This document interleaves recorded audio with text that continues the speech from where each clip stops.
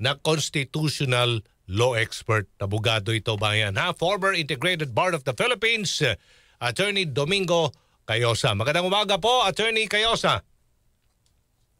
Good afternoon. Good morning po. Opo. Good morning, Aljo. Opo. Magandang umaga sa nakikinig. I'm sure kaninang umaga paggising niyo po, Attorney Cayosa, sigurado ako nabasa mo na ang mga headlines ng mga dyaryo. Ganun din sa mga napakinggan mo sa radyo, yung mga balita natin ngayon. Tama ba, Attorney Cayosa? Kumusta pong umaga ninyo? Mabuti naman, rested, pero Opo. interesting makinig at manood dun sa hearing kahapon. Yan ang nais kong itanong po sa inyo. Okay. Ano po ang inyong pananaw sa isyong napag-usapan po kahapon sa hearing? Sinabi po dito ni Senator Amy Marcos, ang Pilipinas ba ngayon ay bahagi na ng probinsya ng The Hague, the Netherlands? Opo, Attorney Cayosa. Ito po ay may kaugnayan dito po sa legalidad. Valid ba or legal or illegal ang pag-aresto ng Pangulong Duterte ng ICC sa Pilipinas? Mabuti naman na nagkaroon ng Senate hearing. Pribilehyo at kapangyarihan naman ng mga senador o mga kongresista yung mag-conduct ng hearing in aid of legislation. Maganda rin para sa executive para nagkaroon ng formal na pagkakataon ang mga sangkot dito sa usaping ito na sabihin kung anong totoong nangyari at ipaliwanag ang basihan ng kanilang mga aksyon. So, mabuti naman, maganda naman yung pagsagot ng mga concerned officials ng executive branch, diretsahan, at hindi naman sila natinag o kaya napilit o natakot sa mga tanong ng mga senador. So, maganda rin yun para malaman ng taong bayan diretsahan kesa yung nakikinig tayo sa mga trolls, sa social media, kanyang ang daming mga opinion naming mga abogado at kung ano-ano man. Minsan, ang pinapakita lang sa atin, a certain segment, hindi naman kinukwento yung buong kwento. So maganda yung ganon. Ginalang naman ang karapatan ng bawat naimbitahan at handa naman silang sumagot. Opo. Ito, dumepensa po ang Marcos Jr. administration dito, Attorney Cayosa, sa naging proseso ng pag-aresto nga ng ICC kay dating Pangulong Rodrigo Duterte sa Pilipinas. Kaya nga, dun sa pagdinig ng Senado kahapon, nanindigan ang DOJ na hindi nila tinulungan ang ICC dahil wala na itong jurisdiksyon sa Pilipinas. Pero iba daw ang usapan. Ibang individual akusado ng krimeng saklaw ng international law. People, not states daw. Opo. Ito yung sinabi po ni Secretary Remulla. Ano po inyong opinion dito? The ICC tries people, not states, for individual crimes. Ang Pilipinas bilang Estado cannot be called upon by the ICC to do something for them. But, ayon po kay Secretary Remulla, kapag ang ICC is running na after individuals, maging Pilipino yan, then that obligation becomes another kind of obligation. O ano po ang opinion nyo dito po sa sinabi po ng DOJ Secretary po? Maganda naman ho yung kanyang position, maganda ang kanyang logic, at meron namang basehan sa batas.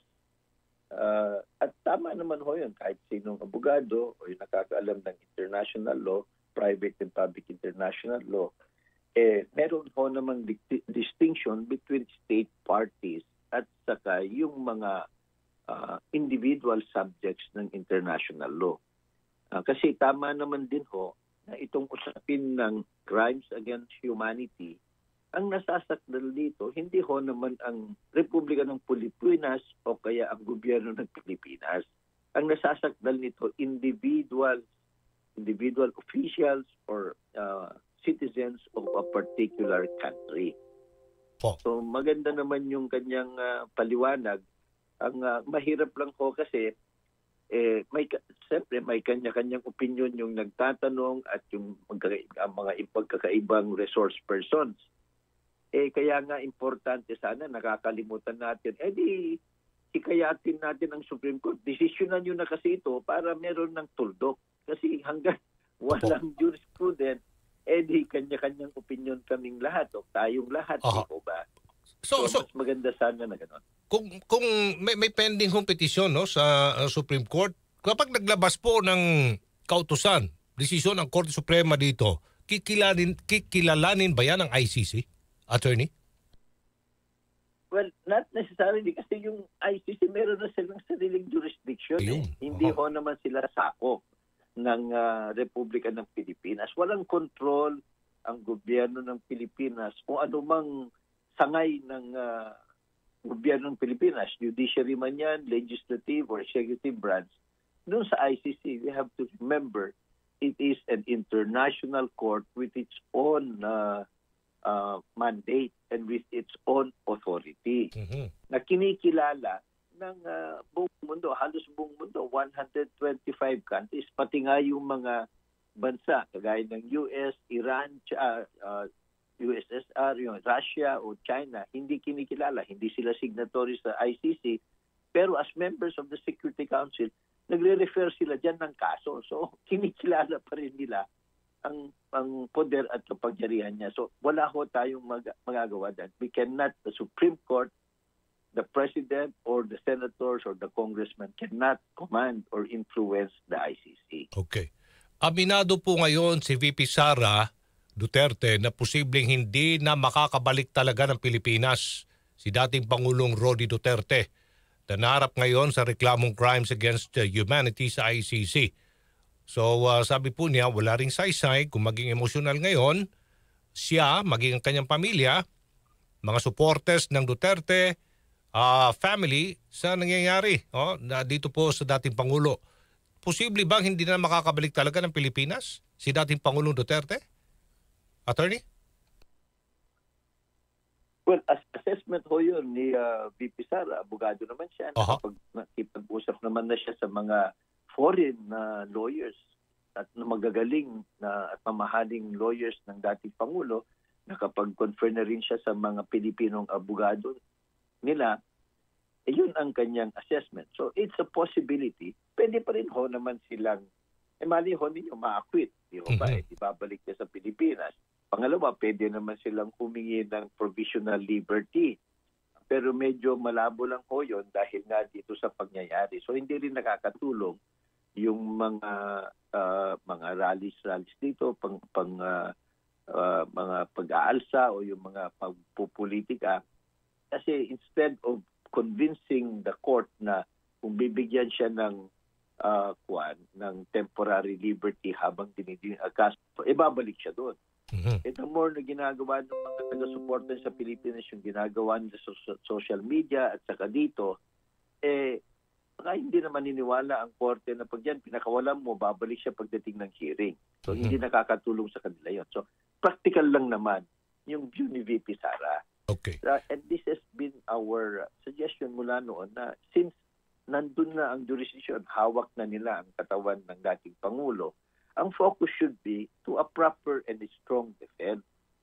Kasi kahit babalik-baliktad ang Republika ng Pilipinas, kahit hingin ng presidente natin ibalik, hindi na yan tatalimas at they have their own authority and mandate. So maganda rin na nagsalita siya ng ganyan para humupa ng konti yung mga political bickerings dito sa ating bansa. I hope also that yung mga political allies ng dating presidente, they will take the signal. Ang importante lang dito, presidente man siya o hindi dahil Pilipino, bantayan ng buong sambayan ng Pilipino at ng gobyerno natin na due process is observed, no? Na both parties, kasi Pilipino din ho yung complainant. Yung mga namatayan o yung mga pinagpapatay ang kaanak nila na nag-complain at saka yung mga akusado, si President Duterte at sino man ang mga ilalabas nila later, mabigyan ng katarungan, both sides. And that will be an impartial court at yung fundamental rights nila, human rights nila, respected both ways. So dun ho, tama yun. Dun sana ang focus ng lahat na ngayon. Okay. Nais ko lang pong ulitin itong itanong, katulad po sa inyo, Attorney Cayosa, na eksperto po sa konstitusyon o constitutional law expert. Saklaw ba talaga na mga batas, international law, humanitarian law, at ganoon din sa mga batas dito sa Pilipinas? Dahil ang pagkakaalam ko, parte na ng domestic laws yata international law bilang soberenya natin. Talaga bang saklaw sa batas ang ginawa pong pag-aresto talaga at dinala nga sa dehig si dating Pangulong Duterte? Well, tama ho naman kayo at yung paningin ng nakakaraming mga legal experts that customary international law is part of the domestic law. Yung mga treaties natin, mahal natin, parte din yan ng domestic law. Opo. So, meron ho namang basihan din in our local laws, yung RA 9851, tungkol sa crimes against humanity. So, saklaw po ng local law at saka ng international law, yung mga pangyayari. Opo. Okay. Alright. Ngayon naman po, gaano po tagal ang paglilitis po, yung prosesong, if you have any knowledge lang po, Attorney, dito po sa ICC? Well, Halimbawa na lang kay Attorney former President Rodrigo Duterte sa kanyang kaso po dyan. Ang basihan po natin yung track record ng ICC, yung mga similar cases na kung saan yung mga matataas na opisyal ng ibang bansa nasasakdal din doon for crimes against humanity, between 2 years to 8 years ho, natatapos naman yung kaso. So, of course, ang gusto natin bukas matapos na. Pero pag ganun, talagang walang pagkakataon ng magkabilang panig, di ba? Na i-ventilate yung kanilang grievances at ilabas ang mga ebidensya at mag-argue. Pero ikumpara mo naman ho yung 2 years to 8 years para matapos lahat yan with finality. Dito sa ating bansa, hamak na mas mabilis sila. Okay. Kasi dito sa ating bansa, talagang inaabutan ng siyam-siyam kasi nga, mabagal ang ating hustisya dito at yung puno pa ng appeal yan. Appeal sa Court of Appeal, sa Supreme Court, at kahit na may desisyon na, kung minsan hindi pa na ipapatupad. So, hina-hina lang tayo. Magpagdasal natin both parties, let them do, their lawyers do their best job, at hintayin natin yung desisyon. Okay. Mas maliwanag po ito at maintindihan ng ating mga kababayan dahil meron na pong mga bickerings, meron na pong hidwaan ng ating mga kababayan dahil po sa nangyaring ito, usaping politika. Mas maganda talaga pag-usapan. Ang sagot ay, itong pinag-uusapang issue nito, sagot may legal basis.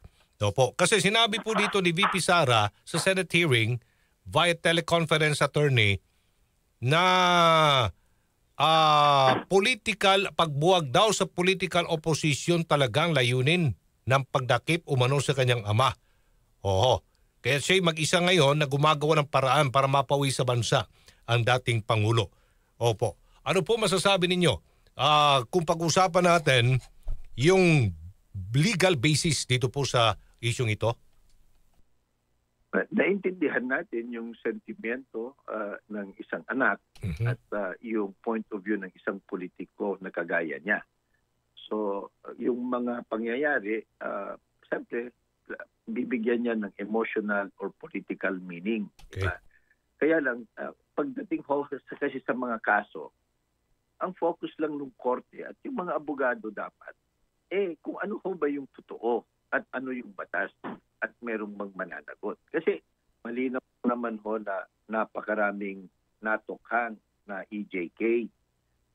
Ngayon, may paratang yung mga ibang kaanak na may ang polisiya na ito na galing kay ating Presidente Duterte, siya ang nag-udyok sa mga ganito. Yung mga tinatawag na indirect co-perpetrator.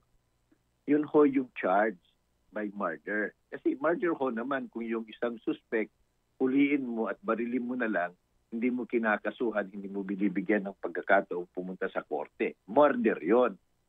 O, kung pwede naman, kung panlaban, di homicide at self-defense ang depensa mo. So, yun ho ang kanilang theory. And nakumbinsi nila yung korte. At yun ho naman ang trabaho ng korte ito. Na kung saan, pag hindi gumagana, the state is unable or unwilling to prosecute yung mga pinagsususpetsyahan, papasok sila. So, given na ho yun. Ngayon, yung kailangan lang dito is, pag-aralan yung ebidensya ng prosecution, maghain din sila sa sariling ebidensya. So that's the practical and that's what we should do. Nasanay lang ho tayo kasi sa Pilipinas na lahat ng galaw may emotional or political meaning. Kasi nga, naintindihan ko din ang taong bayan, pagdating sa hustisya sa Republika ng Pilipinas, alam ng lahat na napupolitika yan, na-impluensyahan, nabibili, tinatakot, kamag-anakan, kaibiganan.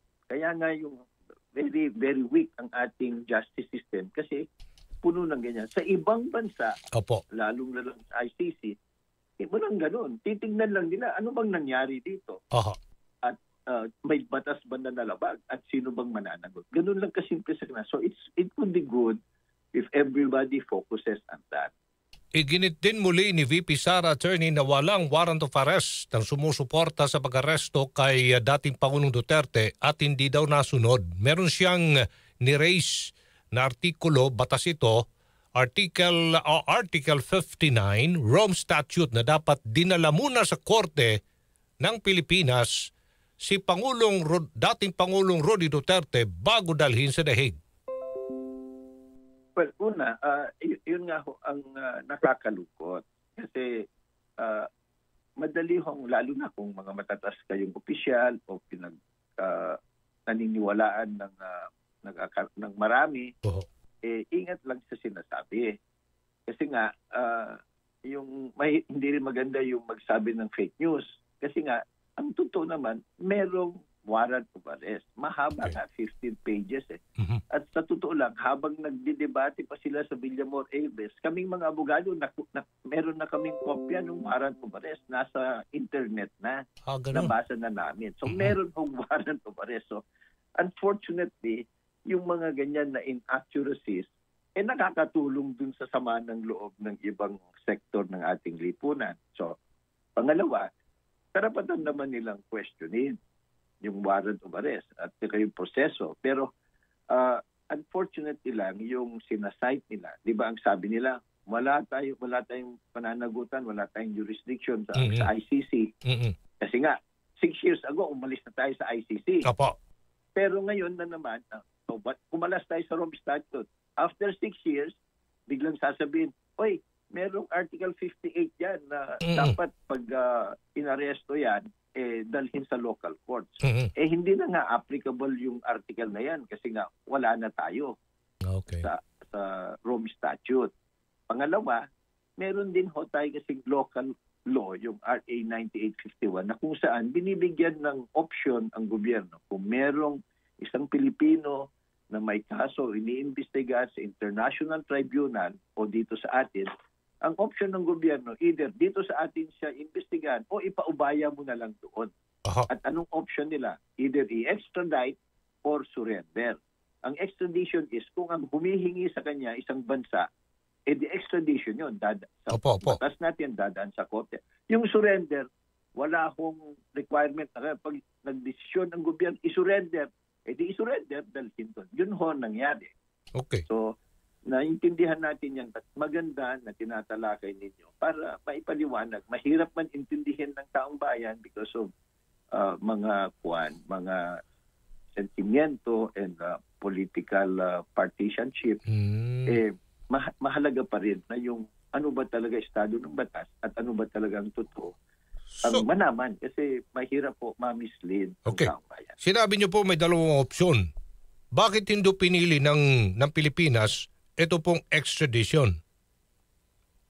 paano piliin ng Pilipinas ang extradition? Ang extradition may legal meaning ho yan sa international law. Okay. Extradition is nagre-request yung isang bansa in another to another country na i-surrender yung citizen na nandun. Kaya nang ginagawa natin sa mga ibang pugante Kay na Teves. Pilipino sa Kay ibang Teves. nagtatago. Sa Timor-Leste. Opo, So okay. it is a state to state. Okay. Yung ICC hindi naman state. So how can you have extradition with ICC? Okay. It has to be surrender. So tama ho naman yung paggamit ng option na surrender. And besides, whether it's a state or non-state international or entity, the government has that option. Whether surrender mo or extradite pa. And dadaan pa sa mas mahabang extradition process. Okay. Ang gumawa ho ng batas na yan, ang Pilipinas,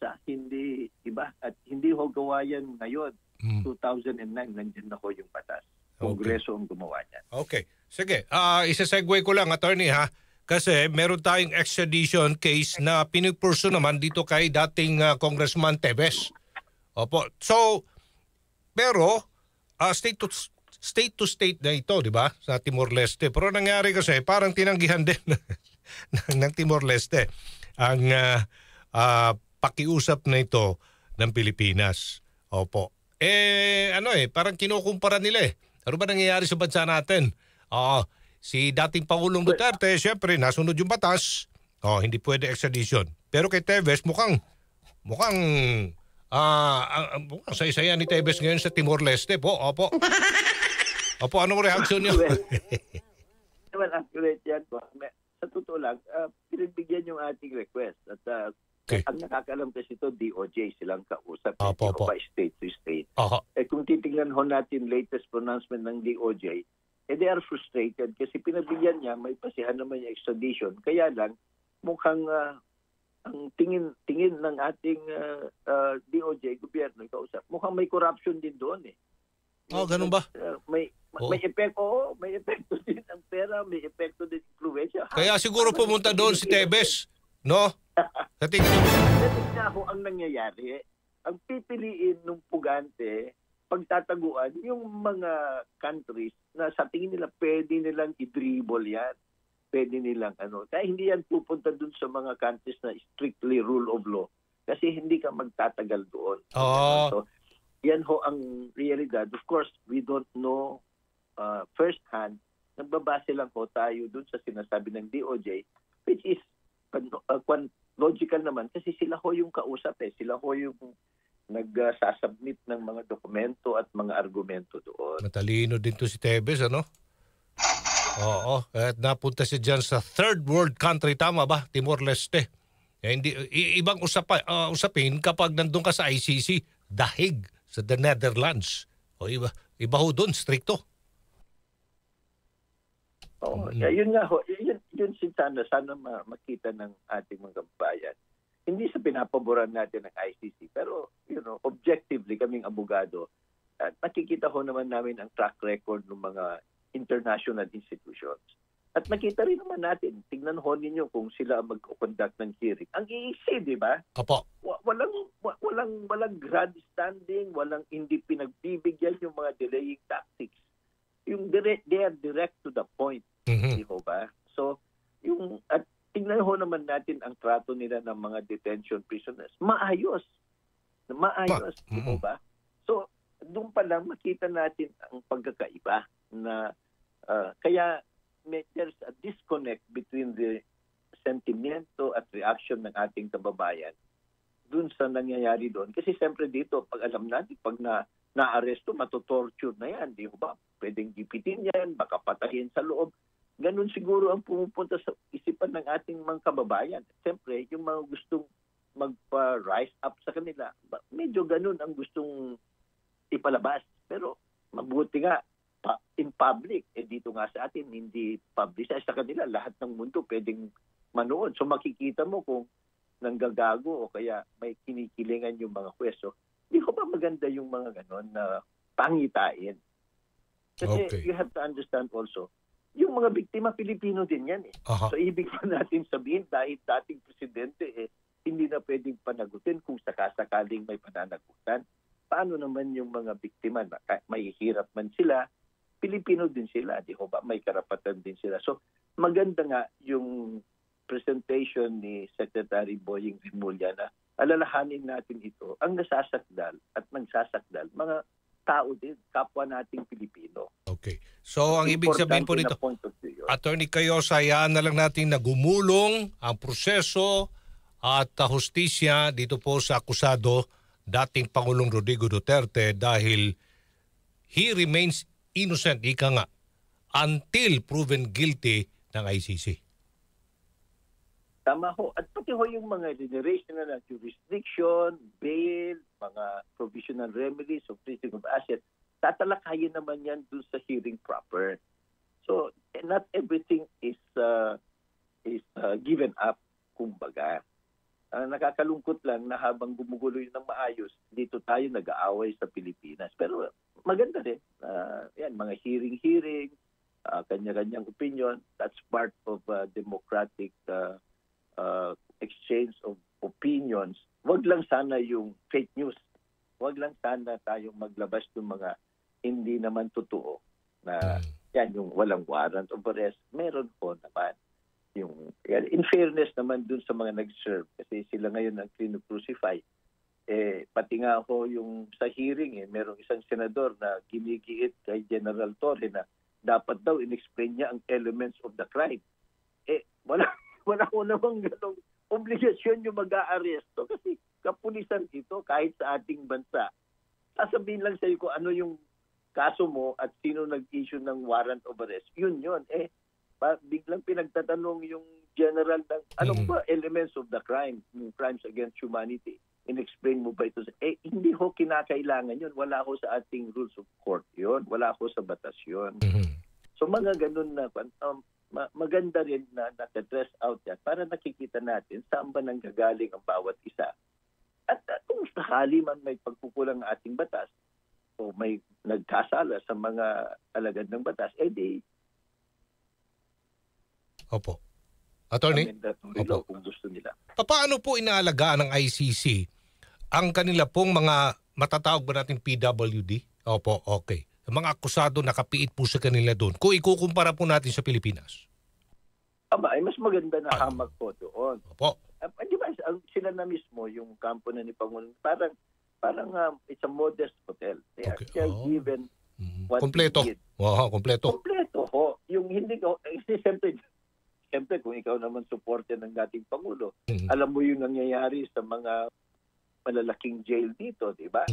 Na kanya-kanyang gang, kanya-kanyang mga sindikato at yung halos hindi makatulog yung iba, natutulog na nakatayo kasi congested. Yun ang image kasi dito sa ating bansa. Doon iba ko naman. Alright, maraming salamat po, Attorney Domingo Cayosa, Constitutional Law Expert. Good morning. Magandang umaga, maraming salamat po.